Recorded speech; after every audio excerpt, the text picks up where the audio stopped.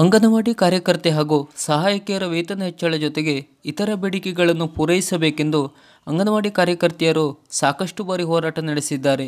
ಪ್ರತಿ ಬಾರಿ ಹೋರಾಟ ನಡೆಸಿದಾಗಲೂ ಅಲ್ಪ ಸ್ವಲ್ಪ ಬೇಡಿಕೆಗಳನ್ನು ಈಡೇರಿಸುತ್ತಾ ಅಂಗನವಾಡಿಯ ನೌಕರರನ್ನು ಸರ್ಕಾರ ಸಮಾಧಾನಪಡಿಸುತ್ತಿತ್ತು.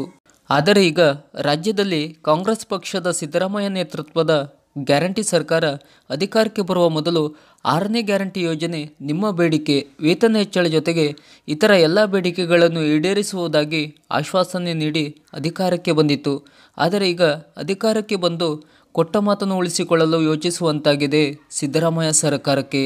ಏಕೆಂದರೆ ರಾಜ್ಯದ ಬಜೆಟ್ನಲ್ಲಿ ಸರಿಯಾದ ಅನುದಾನವಿಲ್ಲ. ಗ್ಯಾರಂಟಿ ಯೋಜನೆಗೆ 60,000 ಕೋಟಿಯಷ್ಟು ಹಣ ವ್ಯಯಿಸಬೇಕು. ಇತ್ತೀಚೆಗೆ ಮಹಿಳಾ ಮತ್ತು ಮಕ್ಕಳ ಕಲ್ಯಾಣ ಸಚಿವೆ ಲಕ್ಷ್ಮೀ ಹೆಬ್ಬಾಳ್ಕರ್ ಜೊತೆ ರಾಜ್ಯ ಅಂಗನವಾಡಿ ಕಾರ್ಯಕರ್ತೆಯರು ಹಾಗೂ ವಿಕಲಚೇತನರ ಸಂಘಟನೆಗಳ ನಿಯೋಗ ಮುಖ್ಯಮಂತ್ರಿ ಸಿದ್ದರಾಮಯ್ಯ ಜೊತೆ ಚರ್ಚಿಸಿ ವೇತನ ಹೆಚ್ಚಳ ಜೊತೆಗೆ ಇತರ ಬೇಡಿಕೆಗಳ ವರದಿಯ ಮನವಿಯನ್ನು ಸಲ್ಲಿಸಿದೆ.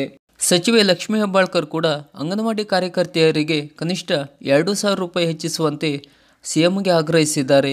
ಇವರೆಲ್ಲರ ಮನವಿಯನ್ನು ಸ್ವೀಕರಿಸಿದ ಸಿಎಂ ಸಿದ್ದರಾಮಯ್ಯ ಸದ್ಯ 1,000 ರೂಪಾಯಿ ವೇತನ ಹೆಚ್ಚಳದ ಭರವಸೆ ನೀಡಿದ್ದಾರೆ. ಆದರೆ ಈ ಭರವಸೆ ಸದ್ಯದಲ್ಲೇ ಈಡೇರುತ್ತೆ ಎಂದು ಖಚಿತವಾಗಿ ಹೇಳಲು ಸಾಧ್ಯವಿಲ್ಲ.